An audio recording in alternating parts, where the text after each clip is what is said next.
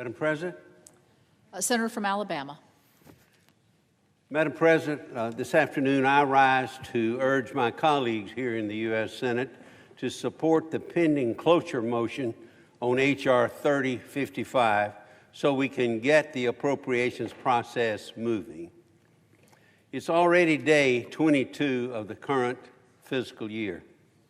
The entire federal government, Madam President, as you know, is now operating under a continuing resolution. And in less than a month, that continuing resolution will expire. By this time last year, Congress had already funded 75% of the government, including America's military. It was the first time in 10 years that Congress had funded the military on time.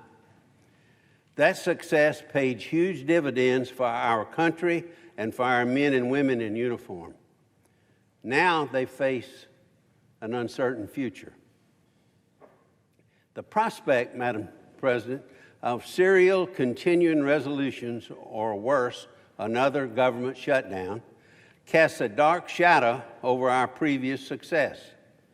Such uncertainty also wreaks havoc on every federal agency's ability to plan, and it is acute when it comes to the military. Madam President, as our military leaders seek to ensure that planning and operations keep pace with activities and challenges around the globe, they're faced with the hard reality that Congress is not keeping pace with our own duties here. Congress's failure to do its own job makes that of the military all the more difficult in this troubled world. I believe, Madam President, that's unacceptable. Nonetheless, we've hit a stalemate in the appropriation process lately. The clock is ticking on the continuing resolution, as I said, and we have to break through the logjam. I hope we can do it today.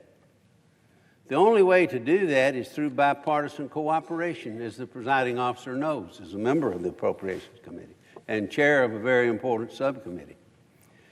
The vice chairman of the Appropriations Subcommittee, my good friend, Senator Leahy, the Democrat from Vermont, suggested that the Senate proceed first to a package of domestic spending bills to try to break the stalemate.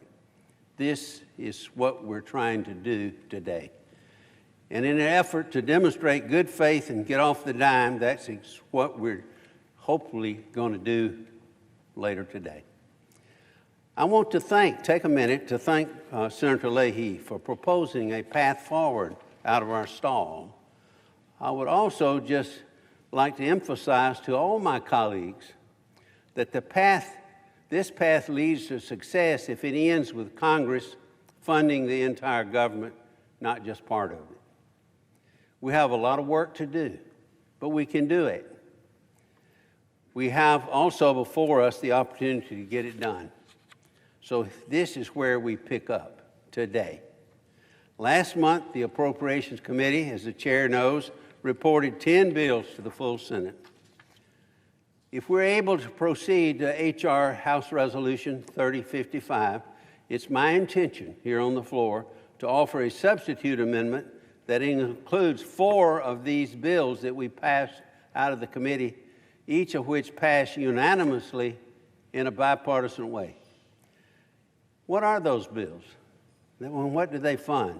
The Commerce Department, the Justice Department, Science Bill, we call it Commerce, Justice, and Science, the Agricultural Bill, the Interior Bill, and the Transportation, Housing, and Urban Development Bill.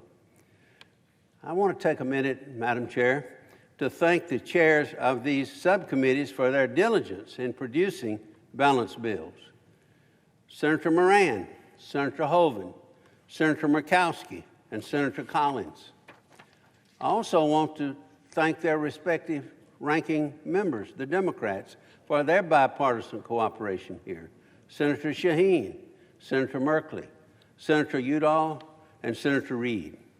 Together, these 4 measures before us today account for nearly one-third, Madam President, of all non-defense discretionary spending.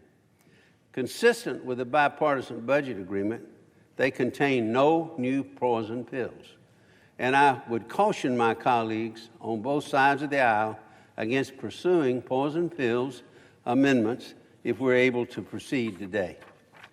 If we're to make any progress on the 2020 appropriations bills, I think we must be true to our commitment enshrined in the terms of the budget agreement to refrain from such provisions, to move the process. I would also like to move this package through regular order so that we can return quickly to a second package that the majority leader spoke to us at lunch today about, that funds the military and many more other agencies. There's simply no excuse for further delay. With all that we ask for our military, with all the challenges it already faces, but with all the additional uncertainties that stopgap funding that creates, and with all that has been said recently about the need to support our allies and counter our adversaries around the world, I hope that our colleagues will not say to our men and women in uniform, "We'll get to you later." We should instead capitalize on the goodwill that we're trying to generate in this first package on appropriations by immediately moving to the next one that funds the military and so many other agencies. Madam President, this process only works if we work together in a bipartisan way, as the President knows. Let's work together this afternoon, and let's do our job so we can move forward for the American people. I think we should not leave our military and others to think that the government is in limbo any longer. Suggest absence of quorum.